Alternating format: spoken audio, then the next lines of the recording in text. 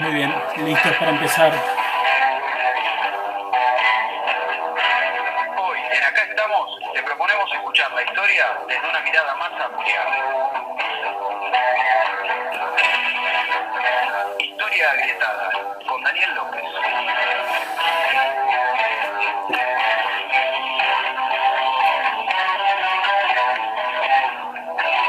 Acá estamos, miércoles después de las 18:30 horas, por FM 89.5, Radio Municipal de General Rodríguez.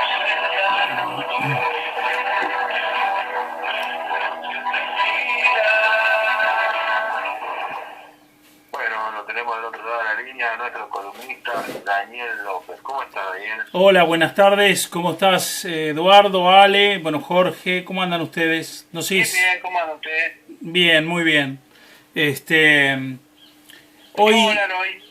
hoy tenemos un tema muy interesante que tiene que ver con China y tiene que ver con los giros que fue dando, digamos, a lo largo de la historia, las potencias, digamos, el sistema de potencias del mundo, ¿no es cierto? Hoy probablemente haya una gran disputa por quién es la primer potencia mundial. Y entonces lo que vamos a ver es el proceso histórico que arranca, o nosotros lo vamos a hacer arrancar en el año 1405, donde China era probablemente la gran potencia que tenía el mundo. En ese año de 1405, 300 barcos con unos 27.000 tripulantes salieron en varias expediciones comerciales y de exploración que llegaron incluso hasta las costas del continente africano. Ese movimiento impresionante que hizo China llevaba la misión de proyectar ese poder que tenía China y mostrar sus riquezas al resto del mundo. Así también como tomar el control de las rutas comerciales que ya estaban establecidas. Esos 7 viajes se conocieron o se conocen en la historia como los viajes del tesoro. Fueron llevados a cabo entre los años 1405 y 1433 durante la dinastía Ming. Toda esa expedición estaba a cargo de un almirante que su nombre es muy famoso, se conoce como Zheng He. Era un hombre que había nacido en 1371 y a los 10 años fue capturado por las tropas de los Ming, fue castrado y enviado al servicio del emperador, que era Zhu Di en ese entonces. En ese entonces era muy común que a todos los que trabajaban, digamos, o formaban parte del emperador o de los servicios del emperador, los castraban directamente. Porque, o sea, eran eunucos. Algunos los castraban parcialmente y a otros completamente. El tema de la castración era terrible, pero bueno, ellos lo hacían de esa manera para asegurarse, digamos, que la persona no tenía ninguna posibilidad de descendencia. Este príncipe, el príncipe de Yang, usurpa el poder en 1402 y se convierte en emperador, Yongle se llama. Y entonces tenía gran afecto por este hombre, por Zheng He, y le ofrece que sea gran director de los servidores del palacio.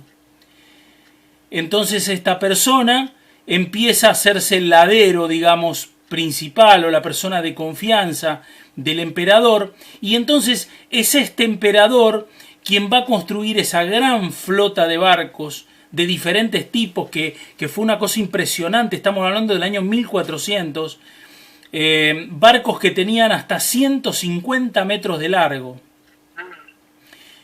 Muchos de ellos tenían 24 cañones de bronce a ambos lados. No era una misión de guerra, era una misión básicamente de reconocimiento y comercial, pero de todos modos estaba preparada para la guerra también. De estos barcos no queda ninguno. Solo las descripciones que después va a ser el navegante Marco Polo y Ibn Battuta también, que es otro muy importante. Tampoco quedan restos de los astilleros que montaron estos barcos. 1500 barcos habían montado más o menos, ocupando unas 30.000 personas para esa época. Ahora, disculpa, Sí. un barco de madera, ¿no? Porque estamos hablando de 150 metros largo, es Sí. un nivel de ingeniería para... Impresionante. Para la asistencia, es Sí. impresionante. Y 55 metros de ancho aproximadamente. Claro, es más que un portaaviones. Impresionante, impresionante, teniendo en cuenta los rudimentos de ese entonces, ¿no? Sí, que incluso tenían que calafatearlos con grasa. El calafateo es el llenado de los intersticios de la unión de las maderas, digamos, ¿no? Sí, un prodigio de la ingeniería. Entonces, y con eso, y estamos hablando de una cantidad enorme de barcos que zarparon, hicieron 7 viajes en total, llegaron hasta las costas, a la costa este, digamos, de África. Esto está documentado, ¿no es cierto? Después hubo un autor norteamericano que en el 2002 publicó un bestseller, un libro, que decía que China, 1421, el año en que China descubrió el mundo. Y en ese libro él teoriza de que los chinos dieron la vuelta al mundo. Bueno, esto no figura y no figura tampoco en ninguna de las crónicas chinas.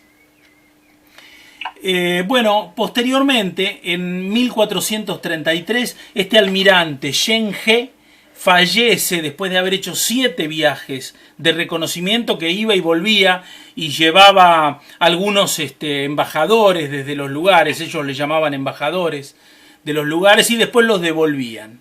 Algo parecido con lo que hizo Colón después, ¿no es cierto? Y bueno, en 1433 este almirante muere. Y también muere el emperador. Y con ellos China se sume prácticamente en una época de aislacionismo completo y oscurantismo. El imperio chino pasa a ser hacia adentro, digamos. Deja de tener esta característica de hacia afuera que recién comentaba, y entonces se vuelca prácticamente hacia adentro. Paralelamente, al poco tiempo hay otro fenómeno, y es que España descubre América.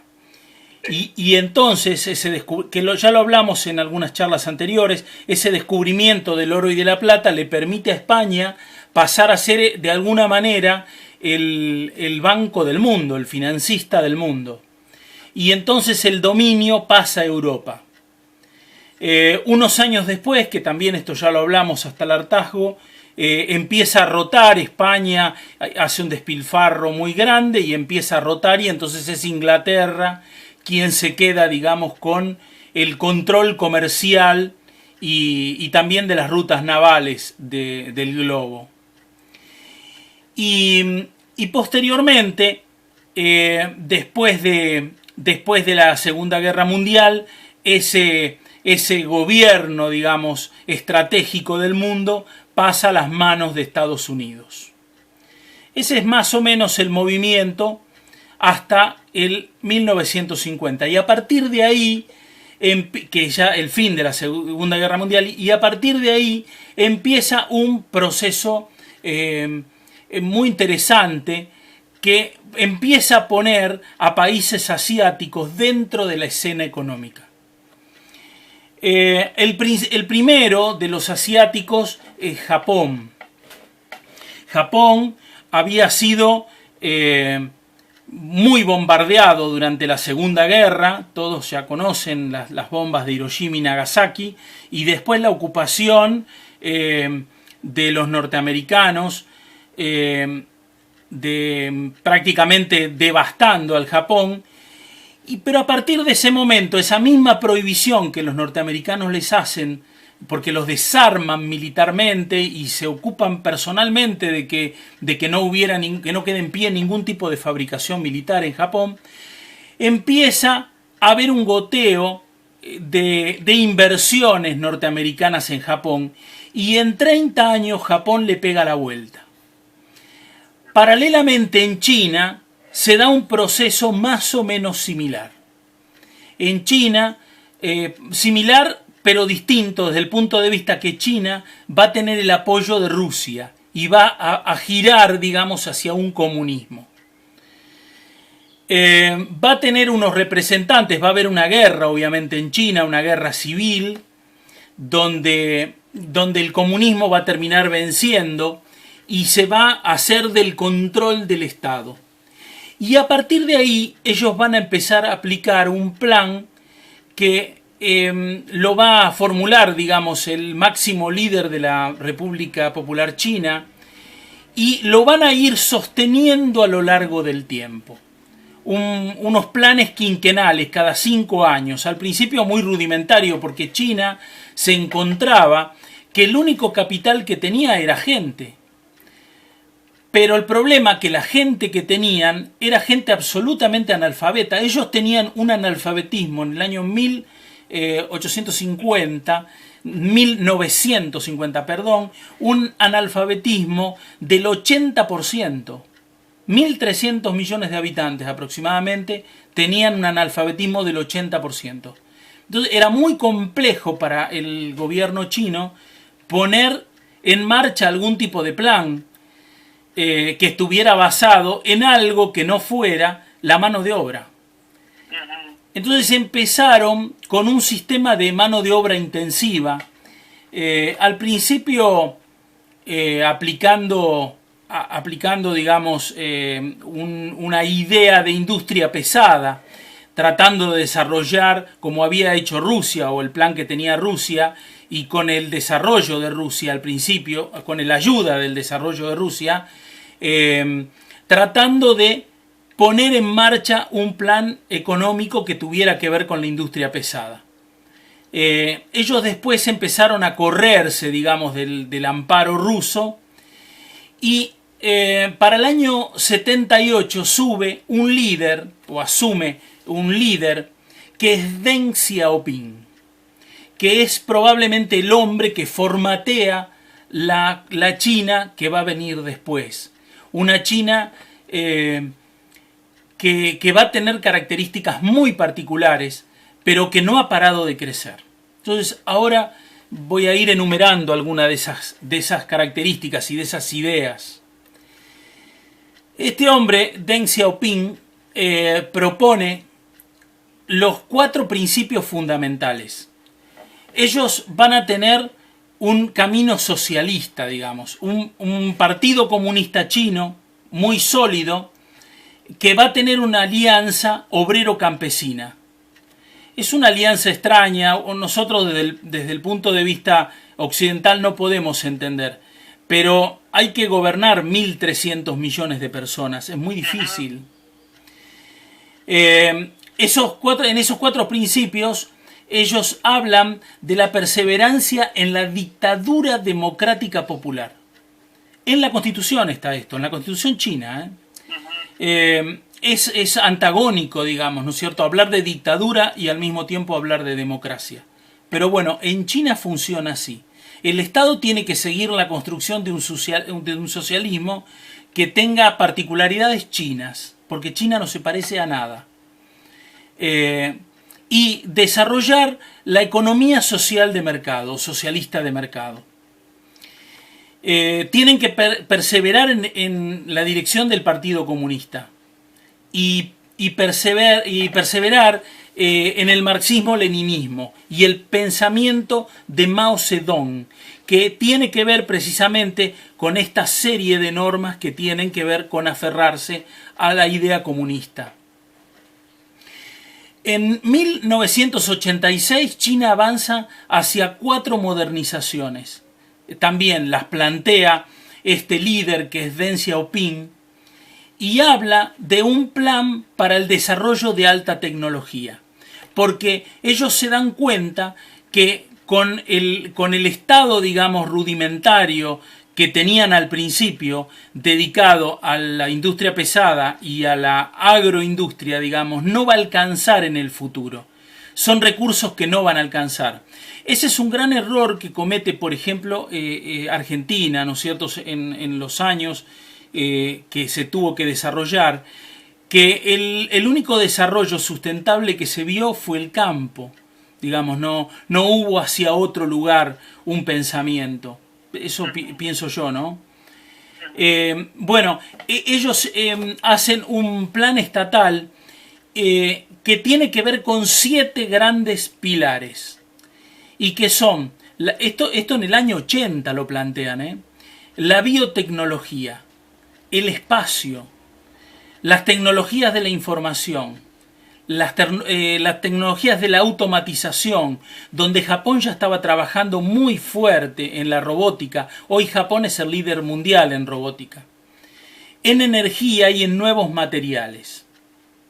Todas estas áreas fueron abarcadas por el gobierno. Es decir, el gobierno les dio un apoyo a todos los empresarios que se dedicaran al tema. Posteriormente se van a agregar telecomunicaciones y tecnología marina, todas de tecnología.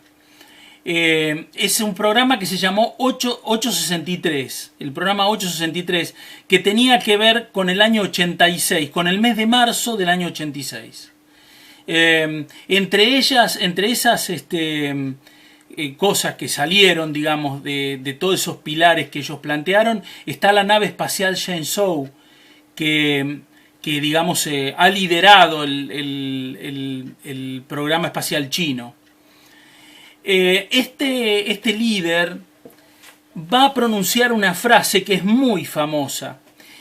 Hay que entender que es un líder comunista o de un partido comunista y de un país comunista, ¿no es cierto? Entonces él va a pronunciar una frase que dice: enriquecerse es glorioso. Es una frase que va contramano, digamos, de la lógica comunista. ¿Por qué? Porque el Estado chino lo que estaba haciendo de alguna manera era promoviendo que algunas personas que quisieran invertir lo hicieran para tener ganancias. Es decir, un comunismo pero a lo chino, como ellos lo habían planteado en ese momento. A partir de ese momento, China empieza a proponer un plan estratégico de expansión hacia el mundo. Ellos tienen una frase que dice: esconder la fuerza, aguardar el momento. Es decir, China se fue fortaleciendo adentro antes de salir al mundo. Luego, los planes futuros, los planes digamos que vinieron después, a partir del año 2000, tuvieron que ver con la expansión china. Entonces China hizo o se apoyó en una de las patas de uno de los preceptos que Nicolás Maquiavelo dijo en el 1500. Nicolás Maquiavelo fue un hombre que escribió un pequeño libro, un manual, digamos, una especie de manual para el príncipe, que se llama así El Príncipe, donde da una serie de recomendaciones para hacerse y para sostener el poder. Y en una de esas recomendaciones Maquiavelo dice que si uno quiere dominar un lugar, puede hacerlo militarmente, pero la dominación militar no es sostenible, porque uno domina un lugar y después tiene que mantener esa dominación militar. Y esa dominación militar empieza a generar dentro de ese país resistencia. Entonces Maquiavelo dice que si uno quiere dominar efectivamente un país, tiene que hacerlo a través de colonos. Porque la instalación de colonias en principio no tiene costo. El colono se autosustenta. Y por otro lado, se va mezclando en la sociedad. Va entrando de alguna manera en la sociedad, se va haciendo querer en la sociedad. Y esto es algo que China necesitaba. Es decir, que el mundo no lo vea como un cuco. Entonces empezó a hacer un plan de expansión que tuvo que ver con ese fortalecimiento de colonias. Eso está a la vista, digamos, no necesito yo explicarlo, todo el mundo lo ha visto. Hace unos años atrás un supermercado chino era una rareza y hoy es lo más normal del mundo, todo el mundo va al chino. Los chinos se han mezclado de una manera que hasta escuchan cumbia, se han formado parte de alguna manera. Si bien ellos no se mezclan, han formado parte. Ya no hay resistencia hacia los chinos y han formado bases en todos los países, así como en Argentina, en todos los países. Y el otro mecanismo que han usado es el mecanismo de los préstamos. Porque ellos dicen, los chinos dicen, que ellos lo que pretenden es el desarrollo de las regiones. A ellos les sirve que las regiones se desarrollen. Y entonces han hecho fuertes inversiones en todos los países. Hicieron inversiones en África. Hicieron... En África es impresionante, ¿no? En África es impresionante, ciudades, sí, como Nigeria, por ejemplo, han hecho inversiones muy grandes, muy grandes. Hay que entender que África era un país completamente, un continente completamente atrasado, fue expoliado, digamos, desde siempre, ¿no es cierto? Todos los estados que le pusieron el pie los expoliaron. Yo no digo que los chinos sean inocentes, los chinos necesitan de los recursos. Ese fue también, por ejemplo, un gran problema que tuvo Japón cuando empezó a crecer, que no tenía recursos y por eso le hizo la guerra a China, pensaba manoteárselos a China, después terminó mal. Pero los recursos de China trata de conseguirlos a todo nivel. Y bueno, y los estados necesitados de la plata tienen que tomar esos créditos que China ofrece y entonces hacen arreglos. De esta manera, China empezó a hacer otra pata en el mundo, otra pata económica, porque incluso Estados Unidos tiene una deuda gigantesca con China. Hoy el mapa mundial entonces es completamente distinto, ya no es el mismo mapa que en 1950. En 1950 había quedado un mapa dividido entre Estados Unidos y Rusia, y luego Rusia fue, si bien sigue siendo una potencia mundial, fue necesariamente corriéndose del líder mundial, hasta que después, muchos años después, se encontró petróleo y ahí cambió la historia. Pero hoy el mundo no está solamente liderado por Estados Unidos.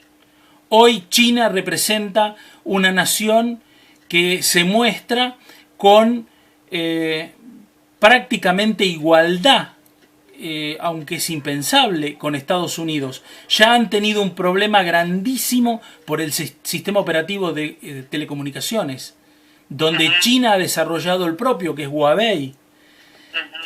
Bueno, todo este giro que fue haciendo China empezó muchos años atrás. China ya fue una potencia y fue una potencia que estaba dormida. Necesitó de un líder como Deng Xiaoping para ponerse en un proyecto nacional y continuarlo a lo largo de los años. Lo único que fueron haciendo fueron planes quinquenales, digamos, donde cada 5 años proponían una modernización del plan. Pero sostuvieron ese plan de crecimiento a lo largo de 60 años prácticamente. Yo recuerdo que hacia el 80, por ejemplo, 80 y pico, empezaron a llegar acá las primeras herramientas chinas, que los que son más o menos de mi edad se van a acordar, y las vendían en el tren. Los destornilladores eran de risa, uno se reía porque uno trataba de sacar un tornillo y el destornillador se doblaba, la paleta se le doblaba al destornillador. Las llaves de las llaves, digo, de herramientas chinas, basta que uno tratara de sacar una tuerca, se partían. La gente no las quería ni ver, las herramientas chinas. Bueno, eso estamos hablando del año 80, fíjense, no hacen tantos años, solo 40 años, que para la historia no es nada, y China hoy se ha instalado, digamos, como el primer competidor mundial. El otro día hablamos de Apple, la semana pasada hablamos de Apple, y yo comenté que Foxconn es la empresa que fabrica los teléfonos de Apple. Bueno, nada, esta es la historia que les quería traer hoy, una historia que termina, digamos, con el presente, con un presente incierto, pero que tiene a China como un protagonista central de la historia que va a venir. Daniel, muchísimas gracias. Gracias a ustedes por darme el espacio. Gracias, Daniel.